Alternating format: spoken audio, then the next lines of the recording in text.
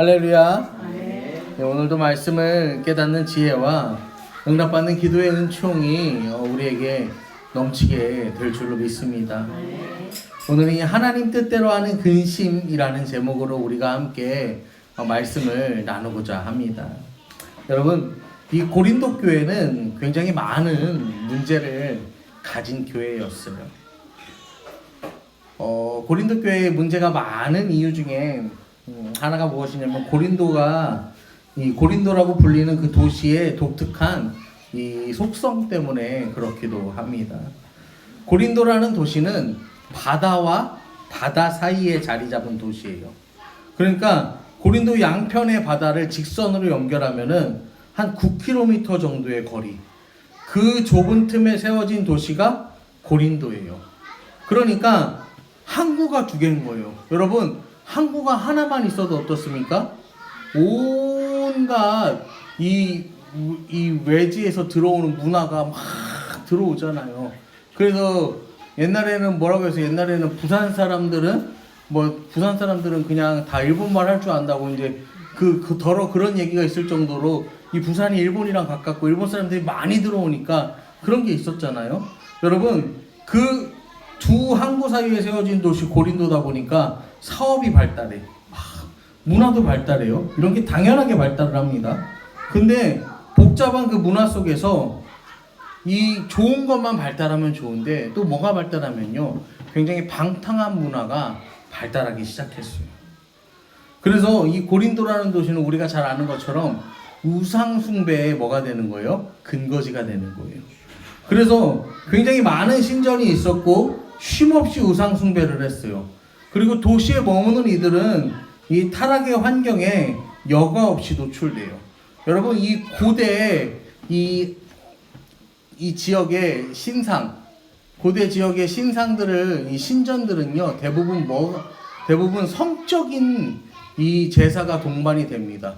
성적인 제사가 동반되기 때문에 이 사람들이요, 굉장히 이 신전에 가는 걸 뭐 했냐면은 좋아했어요. 왜냐면은 마치 합법적으로 이 일들을 행할 수 있는 것 같이 이제 그렇게 여겨지니까요. 여러분, 그로 인해서 이 영적으로 굉장히 무방비하게 노출된 도시 고린도에 교회가 세워졌어요. 여러분, 그 땅에 교회가 세워졌어요.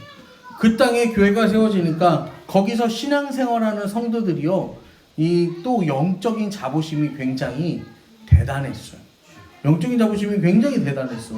그래서 또 이 고린도 교회에서는 우리가 잘 아는 것처럼 우리가 잘 아는 어떤 은사에 대한 말씀도 어디 있어요? 고린도서에 있죠. 그러니까 이 고린도 교회 사람들은 은사도 굉장히 충만했어. 영적으로 타락한 문제가 있는 도시에 있다 보니까 이 사람들이요, 영적으로도 굉장히 충만하고 아무튼 이 신앙에 있어서도 이 자부심이 굉장히 뛰어났단 말이에요. 자, 그런데 그 고린도 교회의 교인들을 위해서 예루살렘 교회에서 성경 교사들을 파견했어요. 성경 교사들을 파견했는데 이 파견되어 온 성경 교사들이 자기들의 권위를 높이려고 이 바울의 권위를 깎아 내리는 일을 했습니다. 그래서 이 자기들은 교회에 추천서를 받아서 여기 왔다. 근데 바울은 추천서가 있냐? 이제 그런 거죠. 그 다음에 바울이 자기가 사도다라고 이야기하는데 바울이 예수님과 함께 한 적이 있냐는 거예요. 그래서 바울이 사도권이 있다고 하는데 바울은 사도가 아니야, 이러는 거예요. 문제는 이런 거에 넘어간 교인들이 있었다는 거고요. 그 넘어간 교인들이요, 바울을 적대했다라는 것입니다. 여러분, 이런 상황 속에서 바울은요, 자기 자신과 함께 동역하는 이들의 권위와 정통성을 굉장히 다양한 방법으로 변론했어요. 계속해서 변론했어요. 그래서 고린도 교회 교인들이 자기의 추천서가 된다. 당신들이 나의 추천서다. 그 증언하고 자기는 일체의 물질의 후원도 받지 않으면서 자비량으로 사역하고 텐트를 지어서 그렇게 먹고 살았죠. 그 다음에 또 여러 생명의 위협과 고난을 겪으면서 바울은 이 40에서 하나 감한매, 여러분 40에서 하나 감한매가 뭐냐면 유대 율법으로요, 이 40대 이상은 때리지 않게 되어 있어요. 그래서 40에서 하나 감한 매를 바울이 맨날 맞고 다니는 거야. 율법대로 맞는 거예요. 그 다음에 맞아서 죽었어. 그래서 성벽에서 던졌죠. 제자들이 나와서 맞더니 바울이 이제 다시 살아났지. 막 이런 일들, 바울이 뭐 줄을 타고 바구니를 타고 막 이렇게 성벽을 넘어서 도망가는 일, 이런 일들이요 바울의 이 사역에서 비일비재했어요. 성경에 굳이 기록되지 않아서 그렇지 그 당시에요 바울이 무슨 특수부대를 데리고 다녔겠어요. 뭐라 했겠어요. 길을 가다가 건달들도 만나고 산적들도 만나고 그냥 얻어 터지고 아무튼 별일이 다 있었을 거예요. 그런데 그런 생명의 위협과 고난을 겪으면서도 믿음으로 예수 그리스도를 증거하는 복음 전달자의 삶을 누가 살았다는 거예요? 바울이 살았다는 거예요. 그 바울이 오늘 우리에게 이렇게 말합니다. 2절입니다. 마음으로 우리를 영접하라. 우리는 아무에게도 불의를 행하지 않고 아무에게도 해롭게 하지 않고 아무에게서도 속여 빼앗은 일이 없노라. 고린도 교회 교인들에게 부탁을 하는 거예요. 나와 이 동역하는 이 무리를요 마음으로 영접해달라 요청합니다. 영접이라는 단어는요 단순하게 강압적으로 요구하니까 받아들여라 이게 아니라 거짓 선지자들의 잘못된 가르침과 우상 숭배 때문에 이 바울의 권면을 받아들일 마음의 자리가 이제 고린도 교회 교인들에게 없는 거예요. 그러니까 그 사람들에게 바울이 명령체로 부탁하는 거예요. 우리를 좀 받아줘라 이런 거죠. 너 내 말 잘 들어 이런 거예요. 내 말 잘 들어. 내 말 좀 제발 들어봐. 들어줘 이런 거예요. 그래서 2절 말씀을 통해서 바울이요 자기의 무고와 결백을 언급하는데 자신과 거짓 교사들의 차이점을 3가지로 표현합니다. 첫째는 뭐냐면요 불의를 행하지 않았다. 그 다음에 2번째는 해롭게 하지 않았다. 그리고 마지막 3번째는 속여 빼앗지 않았다라는 거예요. 그러면은 여러분이 거짓 교사들은 뭐 했다는 거예요? 불의를 행했다라는 거죠. 그 다음에 또 뭐 했다는 거예요? 해롭게 했다는 거예요. 또 속여서 빼앗았다라는 거예요. 여러분 이 고린도전서 13장에서 언급된 하나님의 사랑의 속성으로 바울이 고린도 교회 교인들을 대했고 양육했음을 우리가 여기서 알 수가 있는 건데요. 이렇게 사역자로서 깨끗했던 바울의 행실이 나타내고자 하는 열망을 3절에서 이렇게 말합니다. 내가 이 말을 하는 것은 너희를 정죄하려고 하는 것이 아니라 내가 이전에 말하였거니와 너희가 우리 마음에 있어 함께 죽고 함께 살게 하고자 함이라. 이걸 원어적으로 번역하면요 죽었다는 건요 어느 시점에서 이례적으로 일어난 사건을 말하는 거예요. 그리고 산다는 것은 현재 계속해서 일어나는 일을 말하는 거예요. 그러니까 죽었다라는 건요 언제 죽는 거예요? 한번 이례적으로 예수 그리스도의 십자가에 같이 죽는 거죠. 그리고 이제 매일 이제 또 사는 건 어떻게 사는 거예요? 매일매일 예수 안에서 새로운 삶을 사는 걸 말해요. 여러분 나는 죽고 예수로 산다는 건요 매일매일 죽으라는 소리가 아니에요. 십자가에 죽으신 주님과 함께 우리는 죽었고 그 주님과 함께 매일을 살아야 한다라는 거예요. 여러분 그래서 이 죄로 인해 한 번 죽은 그리스도인은요 주님께서 원하시는 그 그리스도의 완전을 향해 달려가는 성화의 분량이 있어요.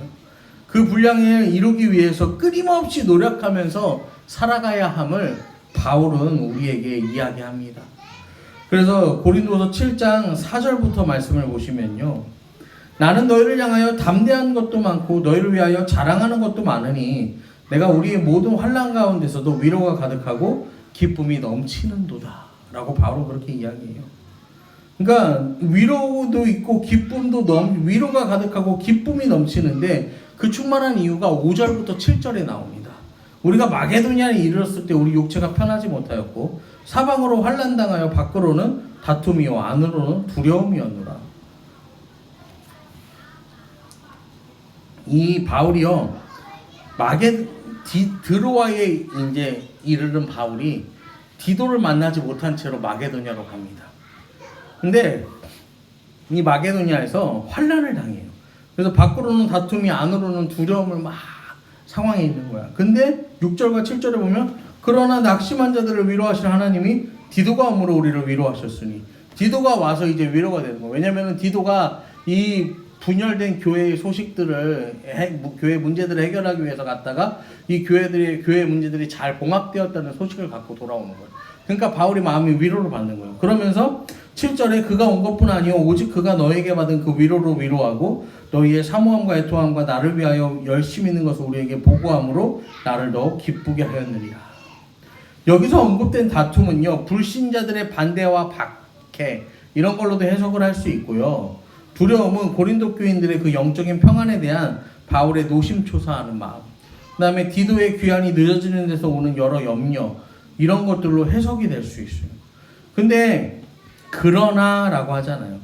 바울이 그 당시 휩싸였던 고민과 갈등이 디도를 만나서 해결되는 거예요. 아까 잠깐 말씀드린 것처럼 디도를 통하여 보내진 편지가 잘 전달이 되고 바울과 고린도 교회 교인들의 갈등과 긴장의 관계도 해결이 되었다라는 거죠. 그래서 7절을 보시면 바울이 기다렸던 디도를 만났을 뿐 아니라 그 교회의 회복과 회개의 소식 때문에 더 기쁘게 되었다라고 성경은 말합니다. 그러면서 8절부터 10절을 보시면은 이제 그러므로 내가 편지로 너희를 근심하게 한 것을 후회하였으나 지금은 후회하지 아니함은 그 편지가 너희로 잠시만 근심하게 한 줄 알미라. 내가 지금 기뻐함은 너희로 근심하게 한 까닭이 아니오 도리어 너희가 근심함으로 회개함에 이른 까닭이라. 너희가 하나님 뜻대로 근심하게 된 것은 우리에게서 아무 해도 받지 않게 하려 함이라. 하나님 뜻대로 하는 근심은 후회할 것이 없는 구원에 이르게 하는 회개를 이루는 것이요 세상 근심은 사망을 이루는 것이라. 여러분, 세번역 성경에서요, 우리 오늘 말씀에 보면 하나님의 뜻에 맞게 마음 아파하는 거. 근심을 뭐라고 해석했어요? 마음 아파하는 거. 여러분, 우리는요 하나님 뜻대로 하는 근심, 이게 뭐냐면요 하나님 뜻에 맞게 우리가 마음 아파하는 거예요. 마음 아파하는 거. 어떤 주석가가요 근심이라는 단어를 해석하면서 고린도 교회 교인들을요 근심하게 한 바울의 심정을 아들을 수술대에 놓인 아버지의 심정으로 그렇게 비유했어요. 여러분, 이 자녀가요 수술을 받으러 들어간다고 생각해 보세요. 자녀가 수술 받으러 들어가면서 수술이 한 8시간 걸린대. 수술이 한 8시간 걸린대. 그러면은 밥이나 먹고 오자 이러면서요, 내가 여기 병원 앞에 기가 막힌 맛집이 있어, 일단 가. 여러분, 그럴 사람이 있어요, 없어요? 8시간 동안 이게 물이 넘어가는지, 밥은 무슨 밥이야, 그냥 그 앞에서요 노심초사하고 기다리는 게 부모의 마음 아니겠어요? 그 마음이요 거기에 다 쏠려가지고 그냥 이 주구장창 뭐만 보고 있는 거야. 앞에 모니터만 보고 있는 거야. 회복실로 넘어가나 안 넘어가나, 수술 이제 불이 꺼졌나 안 꺼졌나, 이게 회복실에 이름이 떠 있나 안 있나, 이제 이것만 계속 기다리는 거, 그것만 보는 거죠. 여러분, 아버지는요, 부모는요, 자녀가 수술 받는 그 모습을 보고요 즐거워하지 않아요. 근심하게 돼요. 근데 또 여기서요 그 수술로 인해서 완치될 사실을 알고 후회가 아닌 또 뭐를 갖냐면 즐거움을 갖게 돼요. 여러분, 지금 바울의 심정이요 그런 거예요. 고린도 교회 교인들에게 표현하는 자기의 바울의 마음이 그런 거예요. 근심하는데 또 이 근심이 또 뭐가 되는 거예요? 기쁨이 되는 거예요. 왜냐하면 그들이 회복되는 것을 기대하고 그렇게 이루어지니까요. 그래서 9절에서 바울은 자기 자신의 기쁨이요 단순히 자기 말대로 변화된 고린도 교회 교인들의 모습이 아니라 하나님의 뜻을 따라서 근본적으로 변화된 삶으로 인해 기쁘다라고 그렇게 이야기합니다. 여러분, 하나님 뜻대로 마음 아파하는 우리의 이 기도의 제목은 무엇이냐면요, 그들이요 하나님 뜻을 따라서 근본적으로 변화되는 삶을 다른 이들이 살 수 있도록 우리는 기도해야 한다라는 것입니다. 그리고 바울은요 이러한 결과를요 자기 업적이나 공이 아니라 하나님 뜻대로 이루어진 은혜다라고 이야기하는 거예요. 여러분, 우리에게도요 세상을 살아가다 보면은 근심이 찾아와요. 마음 아파하는 일이 찾아온단 말이에요. 그런데요 여러분, 여기서 우리가 잘 판단해야 하는 게 무엇이냐면요, 하나님 뜻대로 하는 근심이 있고 세상 근심이 있어요. 하나님 뜻대로 하는 마음 아파함이 있고 세상 때문에 마음 아파하는 두 가지 상황이 있다라는 거예요. 여러분, 세상 근심 따라가면요, 우리는요 좌절하고 원망하고 불평하고 분노를 낳을 수밖에 없어요. 저는 뭐 그런 거는 잘 안 보는데 TV에 그런 게 굉장히 많은데 뭐 금쪽이, 그 다음에 뭐 이혼 숙녀 캠프 뭐 이런 거 있잖아요. 그런 거 잘 안 봐요. 저는 왜 잘 안 보냐면 그런 거 보면은 가슴이 아프기도 하고 속이 터지기도 하니까 이제 잘 안 보는데, 여러분 아무튼 그 사람들은요 여기 나와서 다 뭐합니까? 세상 근심을 이야기하는 거예요. 세상 근심을 이야기하는 거예요. 근데 그 세상 근심이 어때요? 다 사람들이 하는 근심이요. 다 사람 뭐 특별한 근심이 아니에요. 뭐 아는 사람들이 다 갖고 있는 근심이에요. 근데 여러분 그런 거 잘 보지 마세요. 왜냐면은 그거 다 방송이라서요. 조금 더 뭐 하냐면은 자극적으로 하는 거예요. 옛날에 저희 이 조카가 이 안녕하세요에 나온 적이 있어요. 여러분 안녕하세요 옛날에 KBS에서 했던 거 아시죠? 안녕하세요 나왔는데 안녕하세요 뭘로 나왔냐면은 학원으로 엄청 많이 다니는 이 초등학생으로 나왔어. 학원 엄청 많이 다니는 초등학생으로 나왔는데 사실 학원 그렇게 많이 안 다녔어요.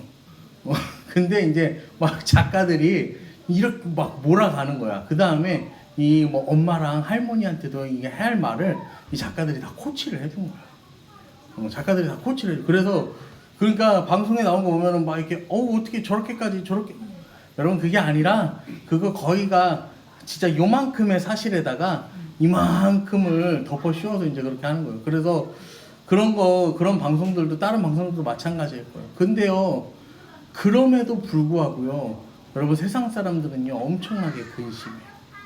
그리고 저는 요새 뭐 텔레비에 요즘은 뭐 재방송에서 지나가다가 몇 번 봤는데 뭐라더라? 부인이 주 5일 교회를 나가고 집안일을 하나도 안 해서 뭐 그런 거 그런 게 나왔는데 제가 속으로 그랬어요. 아니 어떻게 저런 거를 또 저렇게 하냐.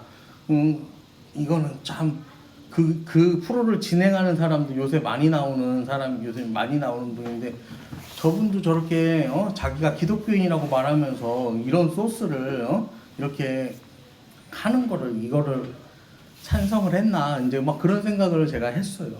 여러분 세상 근심은요 그래요. 세상 근심은 사람들이요 좋아할 만한 근심이에요. 그래서 나 이런 근심이 있다 이러면 이제 어떻게 하는 거예요? 우르르 몰려드는 거야. 우르르 몰려들어가 뭐합니까? 근심을 막 서로 키워주는 거죠. 막 서로 부채질을 해주는 거야. 그래서 근심에 근심을 더하고 또 근심에 근심을 더하고 나 이런 근심이 있어 라고 한마디만 했는데요, 주변에 있는 사람이 다 몰려와서 이 근심을 어떻게 만들어 놓습니까? 이만하게 만들어 놓는 거야. 그러면 이제 돌아가면서 뭐 하는 거야? 이 근심이 있어라고 말하는 사람은 근심을 이만큼 치고 가는 거야. 그러면 옆에 있는 사람들은 뭐예요? 저 사람 근심을 내가 이만큼 불려놨으니까 어때? 오늘은 되게 즐겁다 이제 이러면서 도파민 터지는 하루가 되는 거죠. 반대로 여러분 그런 거예요. 세상 근심은 그런 거야. 여러분 근데요 하나님 뜻대로 하는 거룩한 근심은요 우리를 회개하게 하는 거예요. 우리를 거룩한 성화의 삶을 살게 해요. 하나님 뜻대로 하는 근심은. 여러분 믿지 않는 사람들이요 이제 기독교에 대해서 이제 잘 모르잖아요. 그러니까 어떤 사람이 이제 그런 얘기를 하는 거. 중보기도팀이 있대. 중보기도팀. 그래서 어떤 사람이 이제 중보기도팀은 뭐 중간 보스 팀이니. 그래서 중보팀이니까 중간 보스 팀이니. 그래서 제가요 그냥 곰곰이 생각을 해보다가 이 중간 보스가 맞을 수도 있겠다. 이 기도하는 이 일이 굉장히 값진 일이잖아요. 그리고 굉장히 귀한 일이잖아요. 그렇구나. 남을 위해 기도한다는 거. 근심을 더해주는 게 아니고 근심을 덜어주는 거. 이것만큼 그렇구나. 이 우리의 모든 근심과 염려는 하나님께서 다 완벽하게 덜어내시지만 우리의 기도를 통해서 또 하나님의 일하심을 우리가 기대할 수 있겠구나. 그 생각이 들더라고요. 여러분, 바울은 그런 사람이었어요. 하나님 뜻대로 근심하는 사람이었어요. 하나님 뜻대로 마음 아파하는 사람이었어요. 그러니까 교회들을 위해서 바울은 기도했던 거예요.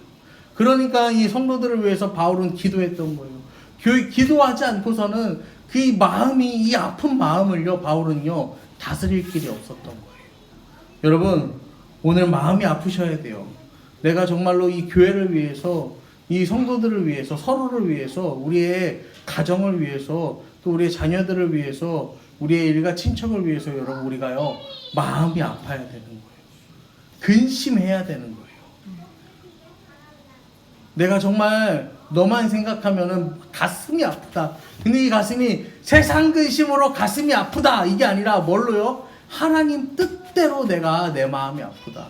하나님 뜻대로 내가 가슴이 아프다. 하나님 뜻대로 내가 근심된다. 여러분, 그렇게 기도해야 되는 거예요.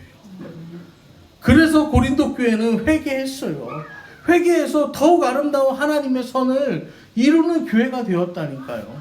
여러분, 내가 그 가슴 아파함으로 기도함으로, 가슴 아파 기도함으로, 가슴 아파 그를 사랑함으로, 가슴 아파 그를 이해함으로 말미암아서요, 세상의 근심이 아니라 하나님의 뜻대로 근심함으로 말미암아서요, 여러분, 교회가 살아나는 줄로 믿으시기를 바랍니다. 우리 가정이 살아나는 줄 믿으시기를 바랍니다.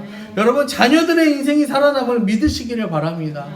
여러분의 가슴 아파함으로, 하나님 뜻대로 하는 그 가슴 아파함, 하나님 뜻대로 하는 그 기도함으로 말미암았어요.